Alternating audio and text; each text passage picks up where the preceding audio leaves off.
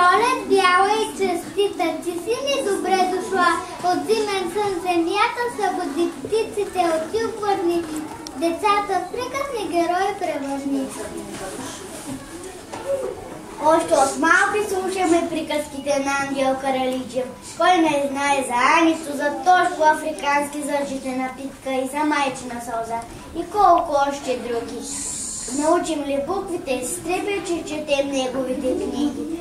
Сега ще видите драматизацията, защо ще очето ходи неужели.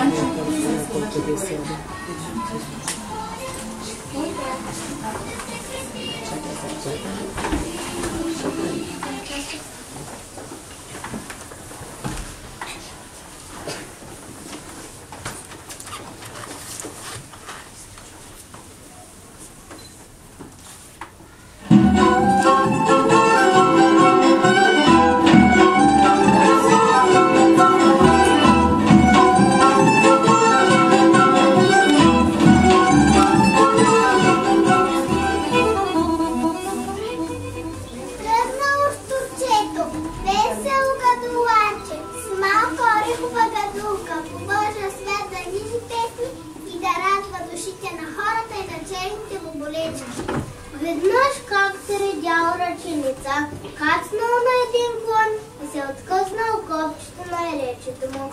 И нали никой не взел да го пришие, докривял на малкото гадолаче, напълнили се със сълзи очите му.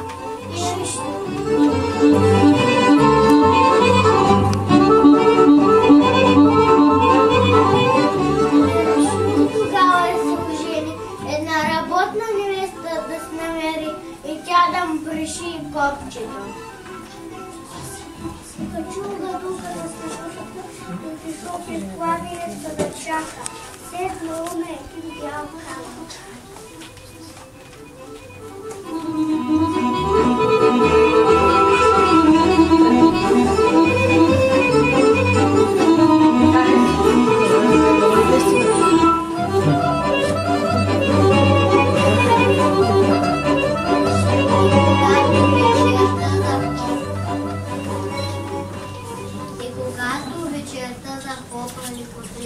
Хубавите бълболечки дошли за вода.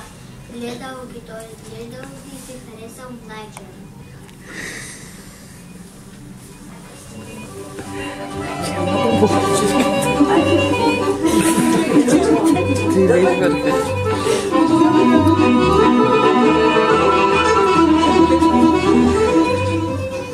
Погледнала в очите и тя него в очите.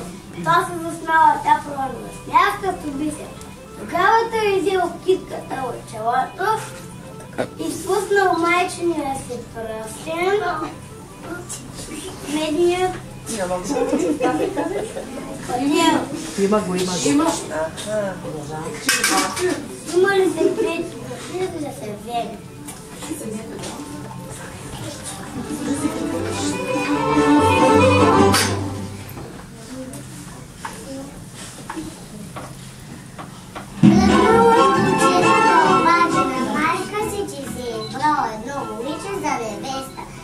Пътя към родното село го срещнала една гарга, свещеника правени кмиле. Къде бързаш? Сватба ще вдигам. Ти ще се жениш? Аз сами. За кого? За черната бубличка, която живее под белия камък. А не ли на мен? Та тя е черна като чума. По-скоро да се връщаш или ще те курна.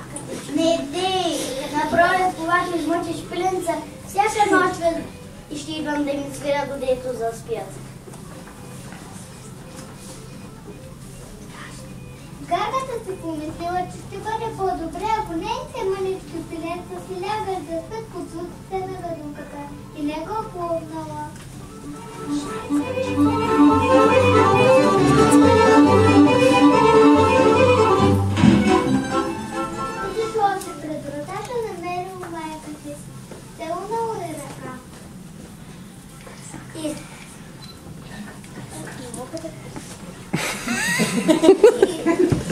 Изглежда да ми се очите. Защо не си дойде по-рано, синко? Ти тръгна на другите радост да носиш, а мене забрави. Прощавай, байко. Седнало и взело да й разказва за черната боблечка. Не, аз си Ах, та сножка велика, сега да видим какво ще готова.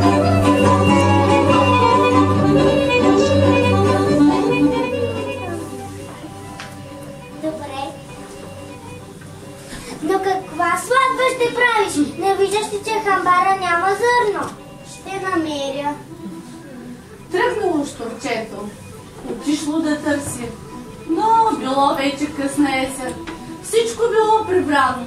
Нищо не намерило щурчето. Натъжило се. Отишло. Взело си гадулката. Вече никога не се върнало при своята майка.